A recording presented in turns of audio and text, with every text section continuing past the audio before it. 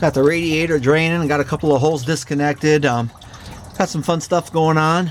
We're gonna pull off the factory 360 heads, stock 360 heads, and we're gonna replace them with some Pro Comp aluminum heads and see what our results is. Those of you that have watched my videos and know that this car's got a really small cam in it, almost like a stock 360 cam, and stock converter, and right now 294 gears, but we're going to see what the Pro Comp heads can make for power over these anyways, so it'll be fun.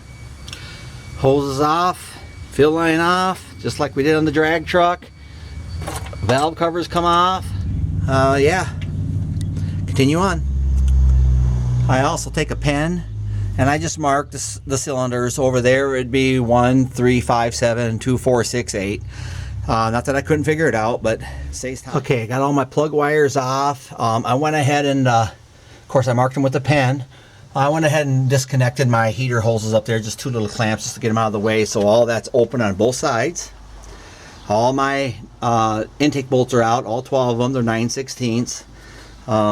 And so now I'm just going to take this off like I did the drag truck, just tap a screwdriver inside there and take the intake and carburetor off together. Okay, intake is off. I was going to show you when the cam is, the lobe's on the opposite side of your tappet. There should be some play in there like this.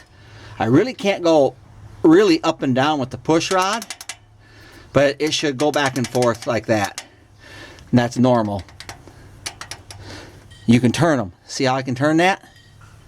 I don't know if you can see that, but I'm turning that push rod around. But I really can't go up and down, but I can spin it. When it's on the bottom of the circle. In other words, your lobe is on the other side.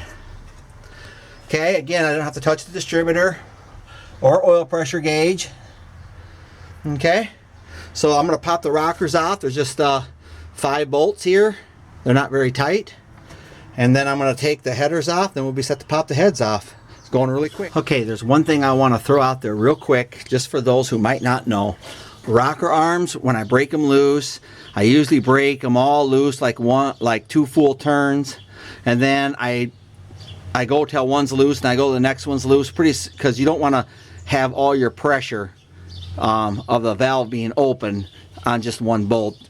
You don't want to bend that shaft or anything, so I just like to break them loose evenly. Another thing is, there'll be a notch here. The notch is always down, okay? So the driver's side will be down in the front. Passenger side will be down in the rear. That's how it oils. There's holes on the bottom of this where it oils up through there, and you'll starve for oil if you don't do that, okay? They're all out, and I just wanted to point that out. And because my cam is so small and I'm running that same hydraulic camshaft, I'm going to go ahead and reuse these rockers on the Pro Comp heads. I know a lot of people like, why would you ever put stamped steel rockers back on a aluminum head? Go to, you know, an adjustable rocker of some kind, or a roller rocker, but that's what I'm going to do. So another thing I wanted to say is that you don't have a driver's head and a passenger head. There's only one head, okay? And it doesn't matter, I can put this head on that side, that head on that side, it doesn't change anything. Okay, if I was this one's got 2 bolts up here in the front. If I was to swap it around to this side, it would only have 1 bolt up in the front. So there's not like a left head or a right head. All motor heads like this, there's just one head they make, and they go to either side. Okay? Okay, rocker arm shafts are off and the push rods are out. Some people, they keep the push rods to the very cylinder, put them back in the exact order. I don't think it matters, so I did not do that. Also, just a side note, your rocker arms, if you don't know, there's a left and a right if you're doing this for the first time. I just left them all on the shaft. I took all the bolts out, the bolt stayed right with it, and I just put it inside the valve cover, so everything stayed right together. Now all I'm going to do is just take out my 6 bolts per side on the headers, and then I'll be down to just the head bolts.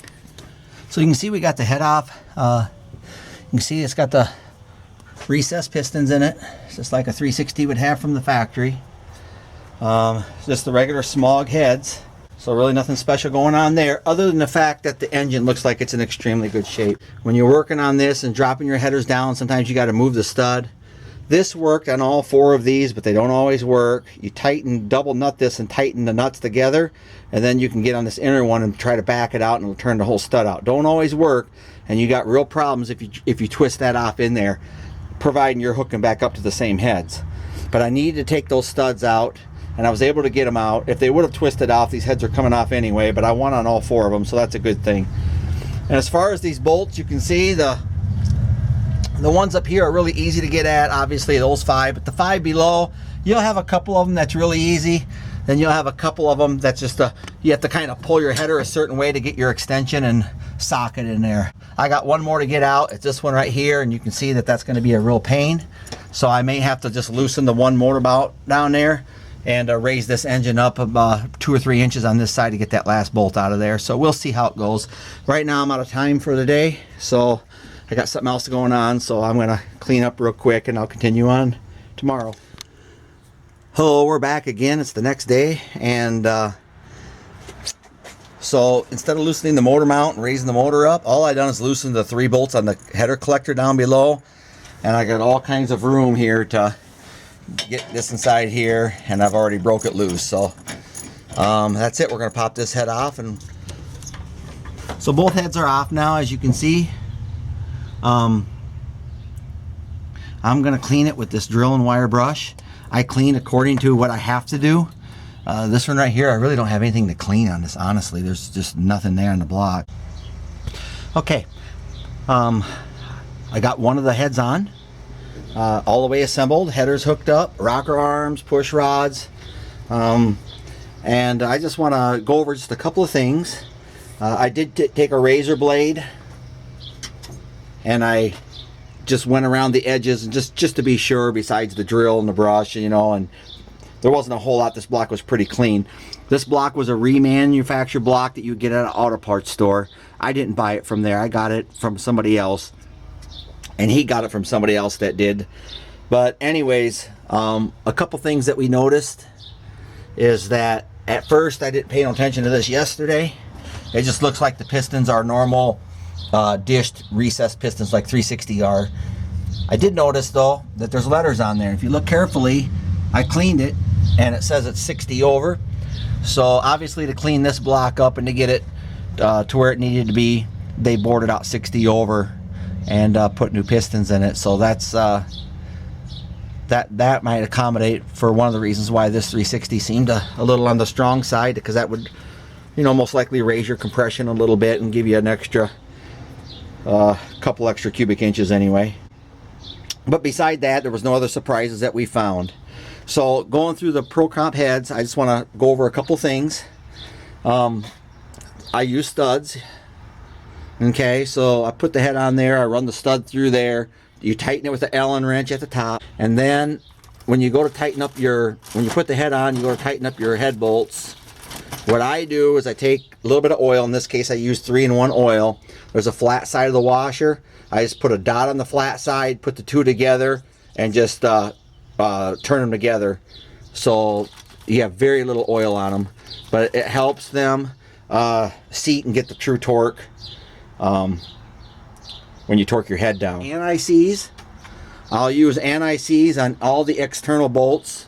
I use anti-seize on the header bolts. I'll use anti-seize on the alternator bolts. I'll use anti-seize on the intake bolts. We'll say that there will be a little bit of work involved on realigning my alternator, because it seems like this head comes out further down here. So I'll have a little bit, have to adjust the brackets somehow, and I'll get through that. That'll just be trial and error. As far as the height, for the valves that are open, they're just like the